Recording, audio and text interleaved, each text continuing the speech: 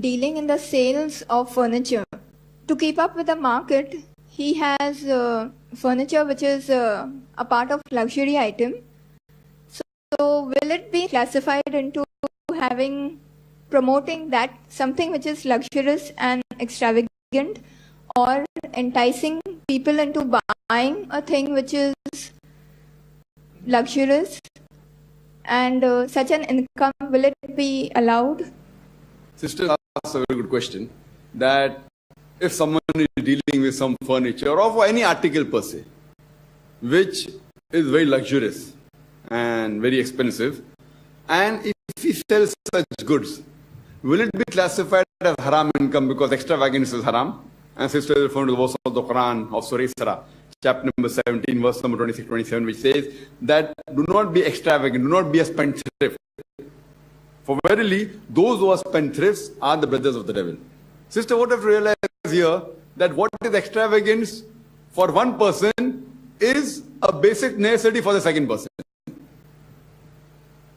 We fail to realize that any particular product of lifestyle, majority, not 100%, majority of the products, what is a basic necessity of one person is luxury for the others. For example, a person who's doing good mental work and he's a CEO of a company, a big company, for him AC is a necessity, air conditioner.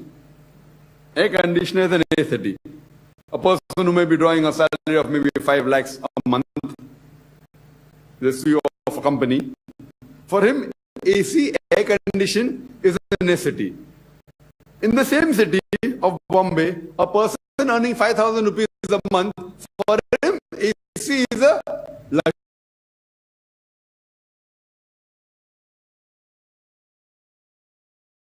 $50,000 or $50,000. Now this car, when he travels, it is so smooth that he gets less jerks. If there's an accident, security measures is there. So for him, a person who's earning $1 million a month, or more than ₹1 crore a month, for him, Mercedes car will not be a luxury. But for other person who's earning maybe 1 or 2 lakhs a month, Mercedes car would be luxury. There are some things which will come in extravagance for sure. Just for the heck of it, you want to buy a particular, say, a car, just for show, and instead of costing $100,000, costing maybe a few $1 million. Few $1 million, and you want to make for show. So that manufacturing such goods, which are very small percentage, I would say that it is really an extravagance, which will be very small percentage. Otherwise, generally, a furniture you are saying. What furniture? You may tell me, okay, making a sofa of 50,000 rupees is extravagance. But for a person who's earning ₹1 crore a month, 5 minutes is extravagance. He wants to sit comfortably so that he can work better. He can work for the company better. He can work for Islam better. But then you say, I want to make a sofa which is costing a few $1 million, then it is extravagance. So sister, what a basic question I realize is, expensive furniture per se is not haram. But if you make such things which are just, you can say, surely comes in the category of 100% show, 100% just for the heck of name and for ego status, that may come in haram. But most of the expensive goods don't come in haram. I know you may be thinking making a good sofa is not haram, sister. But making something special, like diamond-studded sofa, if you say, diamond-studded sofa for what? You don't require diamond-studded sofas.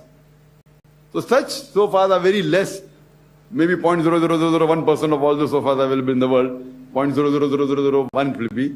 So, but the normal question I know is, expensive furniture per se is not haram, expensive goods is not haram, unless it is just for name or for show, and extravagance is done on it. If you make, suppose, an air conditioner you're selling, and a poor man comes and buys, it is extravagant for him, but you aren't forcing him to buy. So if you have an air conditioned shop, and if a poor man earning 6,000 rupees comes and buys, you're not responsible for that. So as a manufacturer, you are not to blame. For example, I make a glass. Somebody buys a glass and puts alcohol in it. I'm not responsible. Did I tell him to put alcohol in it? So what I realized, sister, that generally dealing in these goods per se is not haram, unless you really manufacture custom-made goods for certain people, for name and for show and for fame, then that may come an extravagant, sister.